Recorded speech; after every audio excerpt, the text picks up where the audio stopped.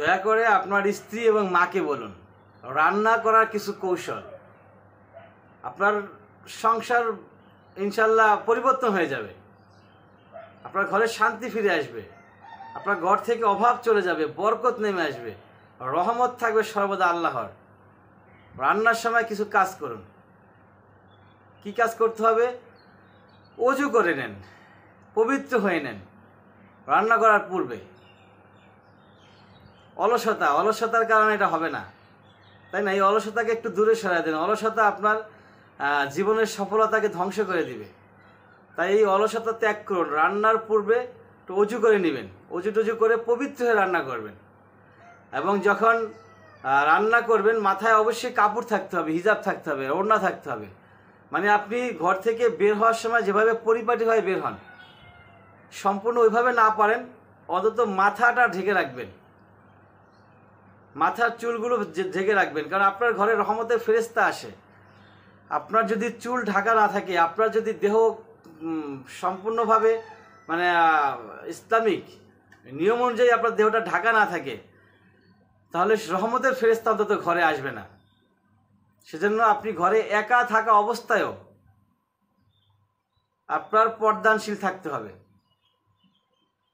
এবং বিসমিল্লাহ, আপনি যখন শুরু করবেন কাজ, চুলা জ্বালাবেন, কাটাকাটি করবেন, ধুইবেন, ধোয়া করতে হবে, ওগুলো ধুইবেন, কাটাকাটি করবেন, চুলা জ্বালাবেন, আগুন দিবেন, প্রত্যেকটা ক্ষেত্রেই বিসমিল্লাহ বলতে হবে।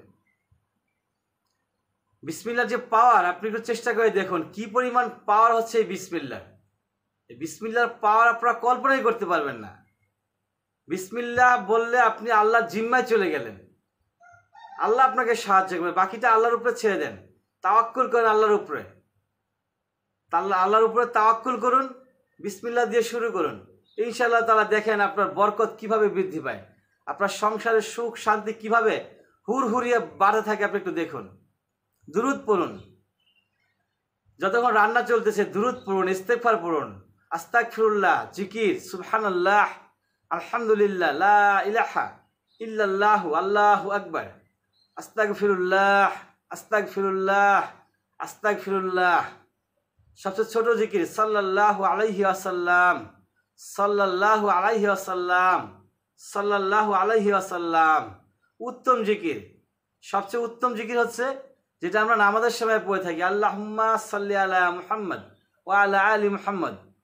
এটা পড়ার চেষ্টা করবেন, এটা পারি আমরা সবাই, যেটা পারি সেটা কেন পড়তে যাব না? তাহলে আপনি যদি আপনার সংসারের বরকত বৃদ্ধি করতে চান, আয় উন্নতি বাড়াইতে চান এবং সুখ শান্তি ফেরত চান। অনেকের ঘরে সুখ শান্তি চলে গেছে, ছিল, সবার ঘরে সুখ শান্তি ছিল। আল্লাহ সবাইকেই সুখ দিয়ে পৃথিবীতে পাঠাইছেন। ছোটবেলায় কত আনন্দের ছিল, তাই না? ওরা সুখের জীবন ছিল। এখন সেই সুখগুলা চলে যাচ্ছে, কারণ আমাদের দোষে চলে যাচ্ছে। ছোটবেলায় আমাদের সঙ্গে ফেরেশতারা থাকতেন, আল্লাহ থাকতেন, আমাদের কোনো পাপ লেখা হইতো না, কোনো অন্যায় লেখা হইতো না। তখনকার লাইফটা ছিল আনন্দ আর আনন্দ।